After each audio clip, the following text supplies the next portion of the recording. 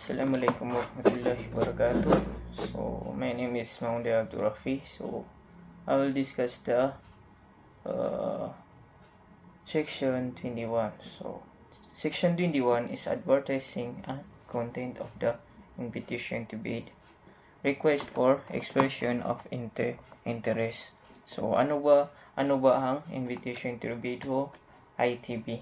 Ito ay announcement ng mga government naghahanap sila ng companies, contractor na pwede mag-bid para sa isang project o serbisyo. So, halimbawa nito ay kung ano ang government ay gustong magpagawa ng road, building, so bimili kayo ng equipment, maglalabas sila ng invitation to bid para makasali ang iba't ibang kumpanya. So, we proceed to 21.1.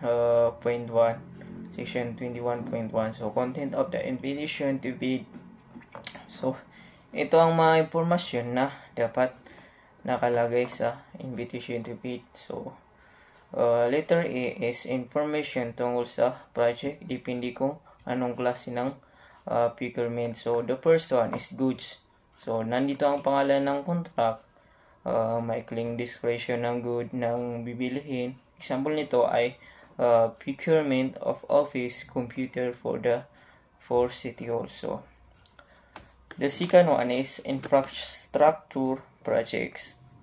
Dito naman ang pangalan ng project, location ng project, background ng project, description ng size, type, at major part ng project. So, example is construction of 2-story schools building in Barangay Mabini. We're good to the third one. So, consulting service. So, nandito naman ang pangalan ng project, general description ng project. So, example nito ay consulting service for flood control study. So, here we go to the letter B, criteria for evaluation. So, maglalagay din ang government ng rules kung paano nila pipiliin ang winning bidders tulad ng eligibility check, evaluation bids, post-qualifications, award ng contract. So, meaning ay clear ang proseso kung paano pipili ng contractor. So, here we go to the letter C. So, important dates. Dapat na nakalagay ang deadline ng submission ng requirement, schedule ng pre-bid conference, deadline ng submission ng bids, opening ng bids, para alam ng mga bidders na kailan sila magsasubmit. So, we proceed to the letter D. So, or approval budget for the contract or ABC. So, ito ang maximum budget ng government para sa project. So, example, ABC niya ay 3 million pesos. So, ibig sabihin, hindi pwede mag-bid ng mas mataas dito. So we proceed to the letter E, source of funding.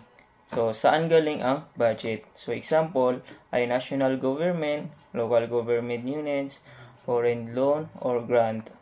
So, here we proceed to the letter F, bidding document. So, nakasad din saan makukuha ang bidding documents, website kung saan pwede i-download, magkano ang bayad ng documents. So, letter G naman ay contract durations. So, gaano katagal ang project. So, example, 90 days or 6 months, 1 year. Yeah. So, letter H naman, contract details. So, kasama ang name ng procuring entity, address, telephone, email, contract persons, para may tatanungan ang bidders. So, dito naman tayo sa letter I. So, other relevant information. So, pwede ang paglalagay ng ibang information detail kung kailangan. So, we proceed to 21.2.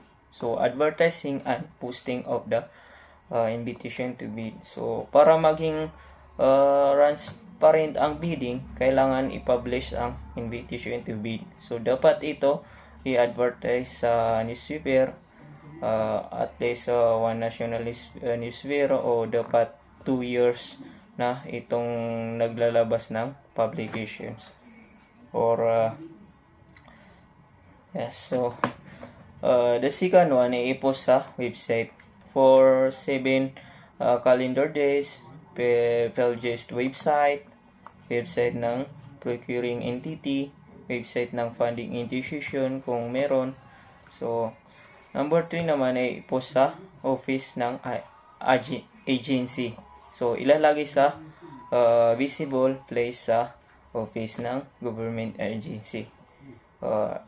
Expectation, hindi kailangan ng newspaper ng advertisement. Kung maliit lang ang budget, procurement types budget ng goods ay 2 million pababa, o infrastructure 5 million pababa, o consulting ay 1 million pababa. So, kapag ganito, hindi na kailangan i-advertise sa newspaper. So, naman tayo sa section 22. So, section 22 o pre-bid conference. So, ano ang pre-bid conference? Ito ay meeting ng government at mga bidders bago mag-submit ang bid. Ito nila ina-explain ang project at requirements. So, we proceed to section 21.1. So, kailangan i-require ang pre-bid conference. Kung ang project ay 1 million or more, require ang pre-bid conference. Kung less than 1 million, optional lang. So, pwede rin magkaroon kung mag-request ang bidders. So, proceed to 22.2. Kailangan ginagawa ang pre-bid conference. So, dapat gawin at least 12 days before the bid submission deadline. Kung complex project o may international bidders, dapat 30 days before deadline. So, para may sapat na preparation time. So, dito naman dahil sa 22.3. Ano ang dinidiscuss sa pre-bid conference? So, kasama dito ang eligibility requirements, technical requirements, financial requirements,